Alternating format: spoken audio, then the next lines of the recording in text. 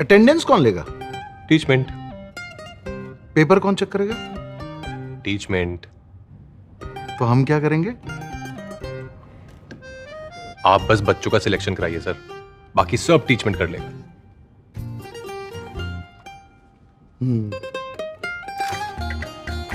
चाहे जैसी भी जरूरत हो, टीचमेंट पे टीचिंग आसान है। आज ही डाउनलोड करें टीचमेंट, इंडिया का नंबर 1 टीचिंग ऐप।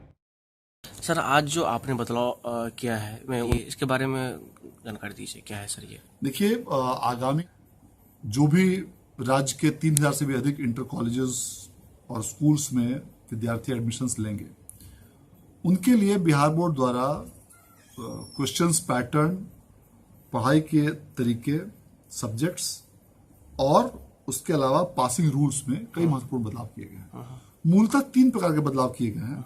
पहला बदलाव है सब्जेक्ट्स के सिलेक्शंस के संबंध में। अब तक विद्यार्थियों को फर्स्ट लैंग्वेज के रूप में NRB 1 हिंदी की 50 नंबर की परीक्षा देनी होती थी और MB 50 नंबर की, जिसमें कि अल्टरनेटिव इंग्लिश, उर्दू या मैथिली की परीक्षा उनको देनी अनिवार्य थी।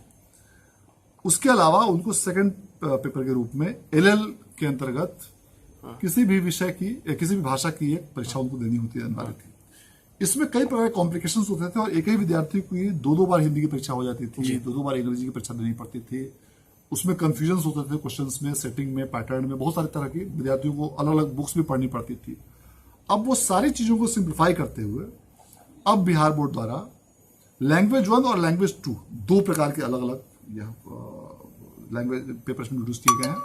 लैंग्वेज 1 में हिंदी या अंग्रेजी में से कोई एक विषय लेना अनिवार्य है और लैंग्वेज 2 के रूप में हिंदी, अंग्रेजी के अलावा जो 10 अलग अलग भाषाएं हैं, उर्दू, मैथिली, संस्कृत, प्राकृत, मगही, भोजपुरी, अरबी, पर्शियन, पाली और बांग्ला, इनमें से कोई एक विषय वाले ले सकते हैं जो उन्होंने विषय लैंग्वेज 1 में नहीं लिया है।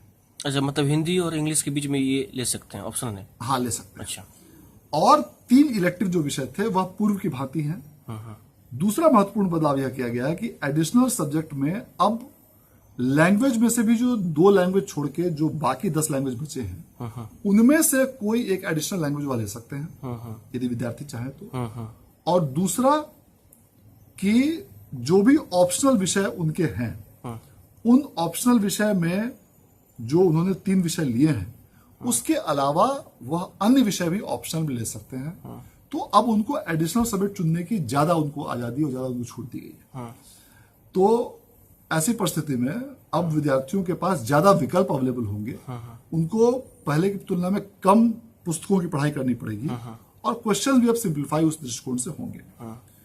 तीसरा महत्वपूर्ण बदलाव किया गया है कि जो भी विद्यार्थियों का पास करने का जो रूल था, पासिंग रूल था, उसको बिहार बोर्ड ने चेंज किया है और उसके अंतर्गत अब जो भी विषय यदि एडिशनल लैंग्वेज के रूप में कोई विद्यार्थी यदि लेते हैं, छठा विषय, और यदि वह प्रथम 5 विषय में से किसी भी एक में यदि वह फेल हो और छठे विषय एडिशनल सब्जेक्ट में यदि वह उत्तीर्ण हो, तो उस छठे विषय को उस 5 अनुत्तीर्ण वाले विषय से रिप्लेस कर दिया जाएगा और रिप्लेस करके उस विद्यार्थी को पास घोषित कर दिया जाएगा, बनिस्बत बशर्ते कि उस विद्यार्थी ने हिंदी या अंग्रेजी दोनों में से किसी एक में यदि वह उत्तीर्ण हो तो।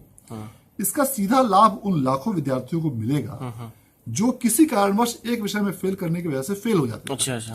अब उनका छठा विषय से रिप्लेस होने के कारण अब उनका पासिंग परसेंटेज भी बढ़ेगा और उन्हें इसका लाभ भी मिलेगा। ये सभी संकाय में लागू है? यह चीज सभी संकाय में लागू की गई है और कला, विज्ञान और वाणिज्य तीनों ही संकायों में इस व्यवस्था लागू किया गया है और इस